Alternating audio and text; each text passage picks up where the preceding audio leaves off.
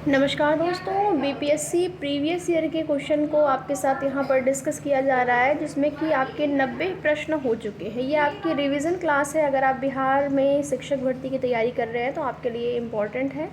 देखेंगे यहाँ पर क्वेश्चन नंबर 91 है, मुंडाओं ने विद्रोह खड़ा किया। कब खड़ा किया, यहाँ पर सन आपसे पूछ रहा है। तो मुंडा एक जनजाति थी और इनके द्वारा जो विद्रोह किया गया था वो 1899 और 1900 ईस्वी के बीच हुआ था। तो यहाँ पर ऑप्शन के अकॉर्डिंग देखेंगे तो आपका 1895 जो है राइट आंसर हो जाएगा, यानी कि ऑप्शन नंबर जो डी है वो इस प्रश्न का राइट आंसर हो जाएगा।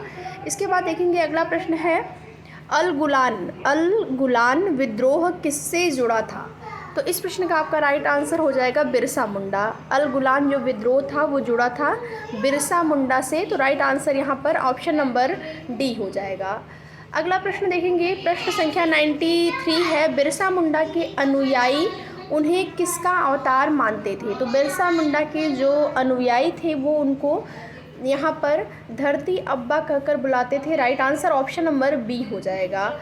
अगला प्रश्न है, बिरसा मुंडा का कार्य क्षेत्र कौन सा था। तो बिरसा मुंडा का जो कार्य क्षेत्र था वो था Ranchi. Right answer option number B हो जाएगा। बिरसा मुंडा का जो कार्य क्षेत्र था वो रांची से लेकर भागलपुर तक था। Right answer option number B. इसके बाद देखेंगे 95 नंबर का क्वेश्चन है, 1899 टू 1900 ईस्वी की मुंडा क्रांति का नेता कौन था। तो यहाँ पर राइट आंसर हो जाएगा बिरसा मुंडा। ऑप्शन नंबर सी जो है इस प्रश्न का राइट आंसर हो जाएगा। अगला प्रश्न है, बिरसा मुंडा किसके पक्ष में थे। तो बिरसा मुंडा जो थे वो किसके पक्ष में थे, झारखंड के। ठीक है, जैसा आपने देखा पिछले प्रश्न में उनका क्षेत्र पूछा गया था तो रांची था। तो यहाँ पर इन किसके पक्ष में थे, तो झारखंड यानी कि रांची। इसके बाद चलते हैं अगले प्रश्न पर, और यहाँ पर आपका प्रश्न नंबर 97 है, 1831 में बुद्धो भगत के नेतृत्व में कोल विद्रोह किस क्षेत्र में हुआ था। तो कोल विद्रोह जो हुआ था वो सिंह भूमि क्षेत्र में हुआ था। राइट आंसर यहाँ पर हो जाएगा ऑप्शन नंबर बी। अगला प्रश्न यहाँ पर देखेंगे, हौज विद्रोह कब हुआ था। तो हौज विद्रोह जो है वो हुआ था 1821 के दौरान, यानी कि यहाँ पर ऑप्शन नंबर सी जो है ये राइट आंसर हो जाएगा। हौज विद्रोह कब हुआ था, 1820-21 के दौरान हुआ था। अगला प्रश्न, किस स्थान पर आदिवासियों ने अंग्रेज़ों के खिलाफ विद्रोह किया। तो वह स्थान कौन सा था जहाँ पर आदिवासियों ने अंग्रेज़ के खिलाफ विद्रोह किया था। आप यहाँ पर विस्तृत यहाँ पर व्याख्या सहित आंसर दिया गया है। छोटा नागपुर की एक जनजाति थी हो जनजाति। ठीक है, छोटा नागपुर की हो जनजाति ने 1820-21 ईस्वी तथा पुनः 1831 ईस्वी में ब्रिटिश सेनाओं को चुनौती दी थी इस क्षेत्र में। इस कारण 1837 ईस्वी तक अशांति व्याप्त रही। सिंध के जनजातियों ने भी लगातार अंग्रेजों के विरुद्ध विद्रोह किया था। तो यहाँ पर इस ऑप्शन आपका जाएगा ऑप्शन नंबर ई। इसके बाद चलते हैं अगले प्रश्न पर। अगला प्रश्न आपसे पूछा, इनमें से किसने अंग्रेजी ईस्ट इंडिया कंपनी के कंट्रोल के खिलाफ बगावत नहीं की थी। ऑप्शन नंबर ए है विजयनगरम का राजा, ऑप्शन बी है हैदराबाद का निज़ाम, ऑप्शन सी है तमिलनाडु के पोलीगार, ऑप्शन सी है त्रावणकोर की दीवान वेलुथम्पी, ऑप्शन ई है उपरोक्त में से कोई नहीं या फिर उपरोक्त में से एक से अधिक। तो कौन यहाँ पर पूछ रहा है आपसे, कौन जो थे अंग्रेजी ईस्ट इंडिया कंपनी के कंट्रोल के खिलाफ बगावत नहीं किए थे। तो हैदराबाद के निज़ाम नहीं किए थे। ऑप्शन नंबर बी जो है इस प्रश्न का राइट आंसर हो जाएगा। अगला प्रश्न यहाँ पर है, अफगानिस्तान के प्रति आक्रमण नीति किस वायसराय ने अपनाई थी।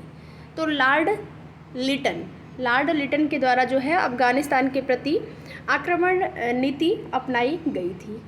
अगला प्रश्न है, 1878 का वर्नाक्यूलर प्रेस एक्ट किसने रद्द किया था। तो वर्नाक्यूलर प्रेस एक्ट जो है वो रद्द किया गया था किसके द्वारा, लॉर्ड रिपन के द्वारा। ठीक है, और किसके द्वारा ये लाया गया था, तो लिटन। लॉर्ड लिटन के द्वारा वर्नाक्यूलर प्रेस एक्ट जो है वो लाया गया था 1878 में, और इसको रद्द किया गया लॉर्ड रिपन के द्वारा 1882 में। Right answer option number A हो जाएगा। अगले प्रश्न पर चलते हैं, और अगला प्रश्न आप यहाँ पर देखेंगे, प्रश्न आपसे पूछ रहा है अस्थाई बंदोबस्त किसके साथ किया गया। तो अस्थाई बंदोबस्त जमींदारों के साथ किया गया था। Right answer option number A हो जाएगा। व्याख्या भी आप लोग देख लीजिएगा। 1793 ईस्वी में कॉर्नवालिस ने भू राजस्व की अस्थाई बंदोबस्त प्रणाली का प्रारंभ किया था और इसे इस्तमरारी, जागीरदारी, मालगुजारी एवं बिस्वेदारी आदि भिन्न भिन्न नामों से भी जाना जाता है।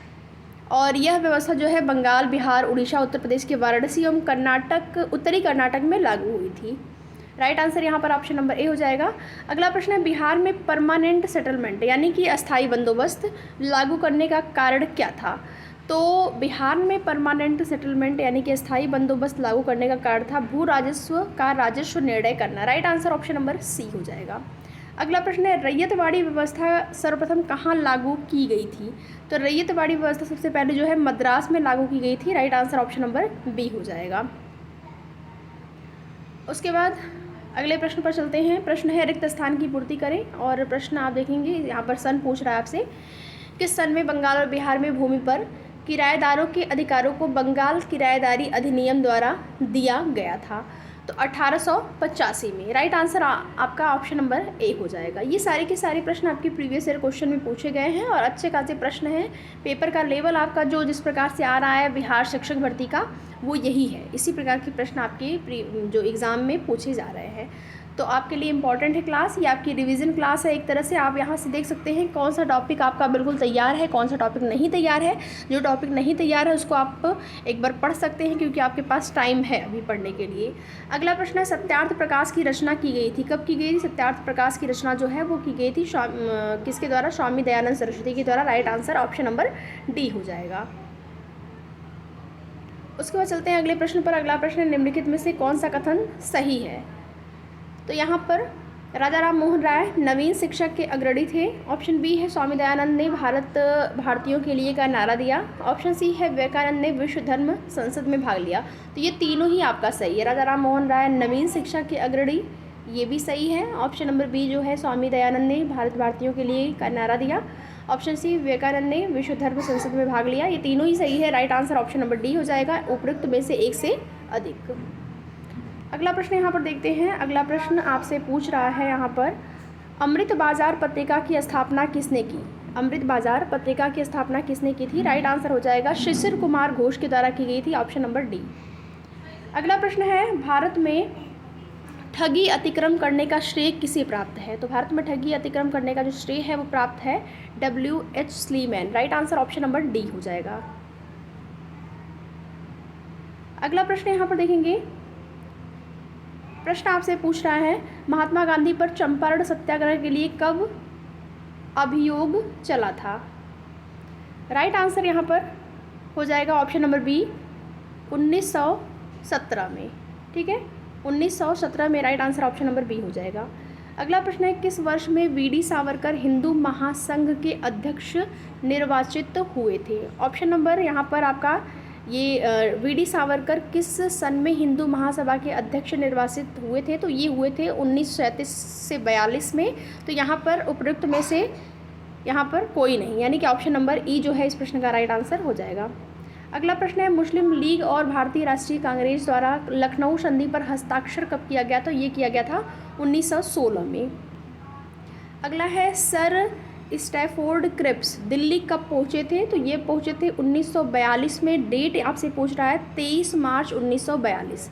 23 मार्च 1942 को सर स्टैफोर्ड क्रिप्स दिल्ली पहुँचे थे। अगला प्रश्न है इंग्लैंड में लॉर्ड्स के सदन में भारतीय स्वतंत्रता विधेयक कब पारित हुआ था। तो 16 जुलाई 1947 को पारित हुआ था। राइट आंसर ऑप्शन नंबर हो जाएगा यहाँ पर सी 16 जुलाई 1947। अगला प्रश्न है ऐतिहासिक मूल्यों के लिए प्रसिद्ध भारत माता को किसने पेंट किया था। तो पेंट किया था अभिन्द्रनाथ टैगोर ने। Right answer option number A है। भारत माता ऐतिहासिक मूल्यों के लिए प्रसिद्ध जो भारत माता है उनको किसने पेंट किया था। तो अभिन्द्रनाथ टैगोर ने। Right answer option number A. अगले प्रश्न पर चलते हैं। प्रश्न यहाँ पर आपसे पूछा है इनमें से किसे भारत में ब्रिटिश साम्राज्य का संस्थापक माना जाता है। तो ब्रिटिश साम्राज्य का संस्थापक किसको माना जाता है। लॉर्ड क्लाइव को। Right answer option number C हो जाएगा। अगला प्रश्न है, बनारस हिंदू विश्वविद्यालय की स्थापना किस वर्ष हुई थी? तो बनारस हिंदू विश्वविद्यालय की जो स्थापना है वो आपकी 1916 में हुई थी। Right answer option number B हो जाएगा। अगला प्रश्न है, फ्रांसीसी क्रांति के नारे स्वतंत्रता, समानता और पूरी दुनिया को प्रेरित किया था। क्या था? स्वतंत्रता, समानता और भाईचारा। Right answer option number A हो जाएगा। अगला प्रश्न, स्वराज हमारा जन्मसिद्ध अधिकार है, हम इसे लेकर रहेंगे, यह नारा किसने दिया था? तो ये नारा बाल गंगाधर तिलक ने दिया था। इस प्रकार से 30 प्रश्न यहाँ पर इस क्लास में कंप्लीट होते हैं। आपका रिवीजन उम्मीद करते हैं कि अच्छे से हो रहा होगा और आगे के प्रश्नों को नेक्स्ट क्लास में डिस्कस किया जाएगा। तो वीडियो में लास्ट तक बने रहने के लिए आप सभी का बहुत बहुत धन्यवाद। वीडियो पसंद आए तो लाइक शेयर करके, अगर चैनल पर नए हैं तो चैनल को सब्सक्राइब भी ज़रूर करें। इसी प्रकार से डेली आपकी रिवीजन क्लास जो है वो चलती रहेगी।